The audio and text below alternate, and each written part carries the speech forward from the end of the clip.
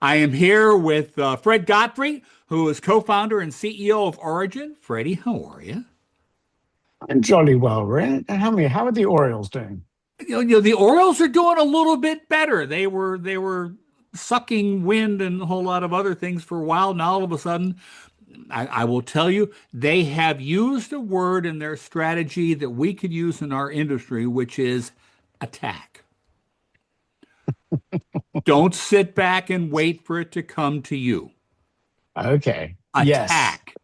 There you Okay. go. There you go. That's All the right. sound of progress right there. That's called a lead-in, dude. So, from your perspective, you're an advertising guy. You've founded Origin Media, been knocking around for a while. What's the thing that our industry needs to attack to gain the upper hand on the people who are trying to pull it out from under us? Um, I would say that as we now discovered that it is normal for the world to be unpredictable and dangerous, uh, people need to attack the notion, aka overcome the notion, so I'm cheating here, that pulling back on marketing is the initial and safe thing to do. And I'm not just saying that because it would affect us, I'm saying it because the receipts are there that those who choose to pull back even a little are losing their ground, and it's costing them more than what they pulled back on to earn it back. And therefore, just accept this unpredictable world that keeps on going to and maybe not going to, and then slightly going to, and then slightly not going to war. Just, just it's business as usual. This is our normal now, and not to be fearful and not to use the old playbook to dictate whether that means you should be planning or not.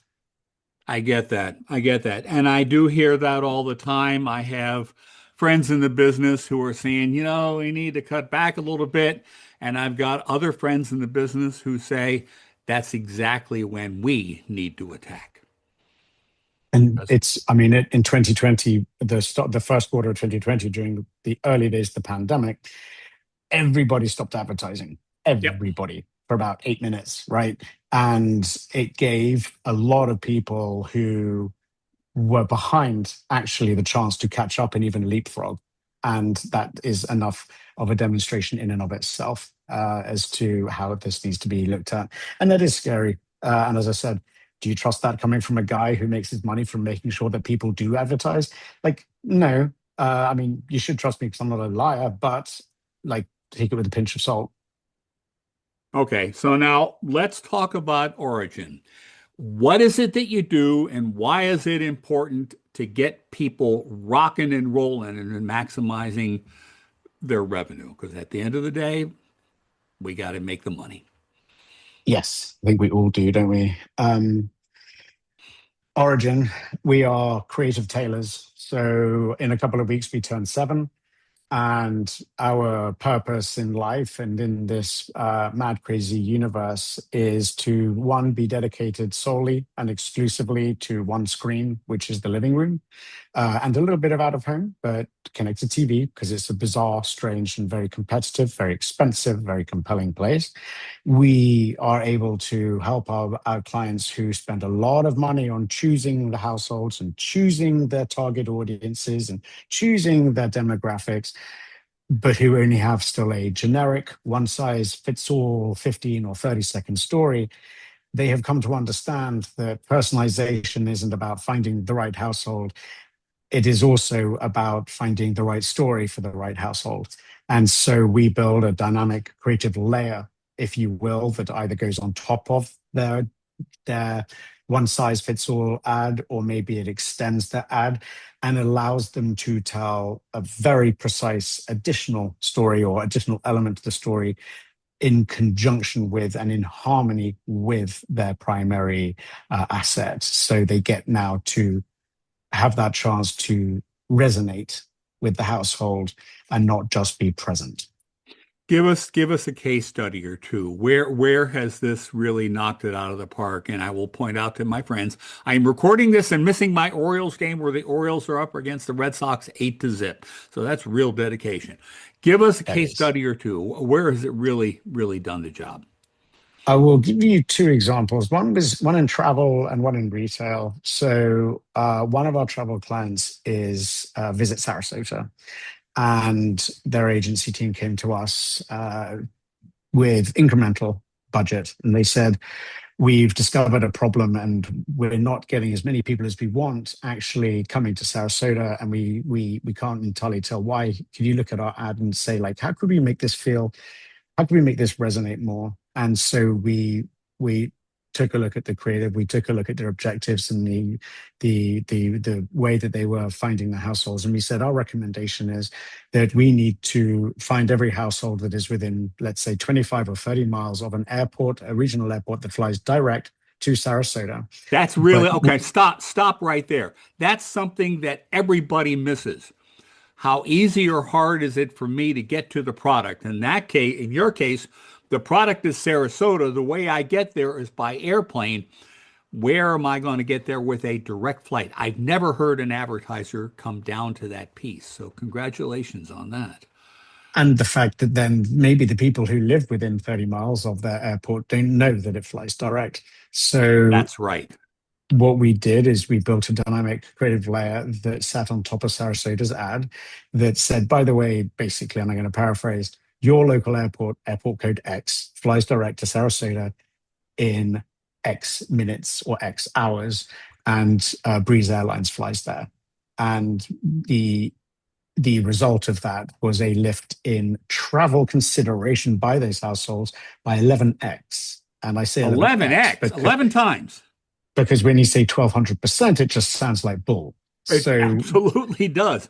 But but okay. it worked very, I mean, we were now talking to people in their homes in a way that said they're talking to me. They have told me something interesting. So they have given me value in exchange for my attention. They have told me something new. I think I might look into going to Sarasota. And that was one good example. Okay, I want to stop. Did Sarasota have to create a special ad for me in Baltimore, which has direct flights to Sarasota? No, it was Sarasota's prevailing creative. They didn't have to Okay. spend a dollar. Selling So Sarasota. yes, Okay. they sell Sarasota. We sell they sell the reason to go to Sarasota. We sell the drive to think about going on top of their story. So the Got it. dynamic creative layer is our job, but that sits on top. Each of those different households all start with the same base creative. Yep. What we built on top was different for all the different households and all the different regional airports. That's interesting. Okay, that's Sarasota, which, by the way, is the winter home of the Orioles. Now I'll get off that. Okay, so what's your other case study?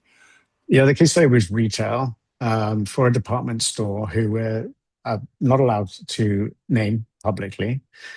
So we'll just say if you hang out on 34th around Thanksgiving or Christmas time, when you ever see Santa Claus walking up and down the street, Or you walk down Broadway carrying a balloon. Okay, yeah. then you might Go on. know, like follow the Red Star. Their Christmas campaign 2025 was a stunning example of how effective creative versioning can be. So we built an Oh, I'm extension sorry. to that. Let's hear that without the British accent. Creative versioning. I Creative want to make versioning, sure people get that. Okay, go on. yes. Keep yapping. And they gave us the base creative, which was their holiday, come and shop here campaign. And looked at we built a matrix, a zip code matrix, that basically factored in all 400 of their stores around the country. We Okay. built a zip code radius of 25 miles to each store, which is an approximately acceptable driving distance. And each of those stores have different opening hours and closing hours, and each of those stores have different product SKUs that may or may not be sold in that store. Yep. And so we built a 15-second extension to their Christmas ad that would run afterwards and would change not just with whatever the zip code and the catchment was of each of those stores, but on the day and the product SKUs that were rotating throughout the campaign. Long story short, we they didn't just run their one base creative over that 4 or 6 week campaign. They ran that, and in addition to about 20,000 variations that we had built in order to get stitched and served against it, and that led to proof of performance. We actually worked with a partner in market. They're called in market, and we proved a $8.27 incremental ROAS on a 28-day look back window, which was the client was very pleased about. And this is for brick and mortar. This isn't for Mhm. online. And we have, in fact, found that there is a resurgence, but a reinvention of brick and mortar where people are saying, I might poke around online, but when I want to go try it on and buy it, I'm going to go down to the store.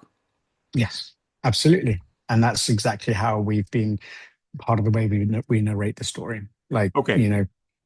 So going forwards, what's the future of Origin? Where do you grow to? Where do you take it? we're actually looking at potentially releasing a new format this year. And it's extremely cool. And I won't say any more about it than that. But more importantly, the big part of our focus for this year has actually been on making significant improvements to Origin's creative logic engine, right? Understanding if this is the brand, this is their concise objectives, and these are the different households or the audience types that they're going for, how does all that feed into our creative logic? And therefore, what is the story that should be told, and how broad might that story be, is been a key focus for us. And obviously, we work a lot, we've been sort of working through how to build that logic with Claude and other, sort of open AI sort of platforms to help us build something that's a little bit more multidimensional than maybe we would have before, but also to allow the outcome of that creative logic to feed into the assets that we then build. There's no point in working out that you might need 20,000 creative versions if you can't build them. And so that is all being a big part of our focus on top of our refresh rate. We used to refresh the story that we'd be running in the living room every 24 hours. We've now got that down to every 60 minutes. So if you now think about things like sports betting and other things like that, we are a little bit more glamorous in that regard now. We can tell you what's happened closer to real time, which again is more directly appealing and maybe emotionally resonant, depending on the brand that we're there to represent. Cool, man. All right. Fred Godfrey from Origin. Thank you for your time. Last question. Are you having fun? Yeah, always, Yeah, always. always. Like there's nothing can't doesn't everything can be fun. Nothing doesn't have to not be fun. So Nothing doesn't have to not be fun. I'll be have to fun. find a way to, That can go on a t-shirt. yeah, something. Nothing doesn't have to not be fun. Oh, okay. Anyway, Fred Godfrey, buddy, thank you very much for your time. I appreciate it. Bye bye. You're very welcome.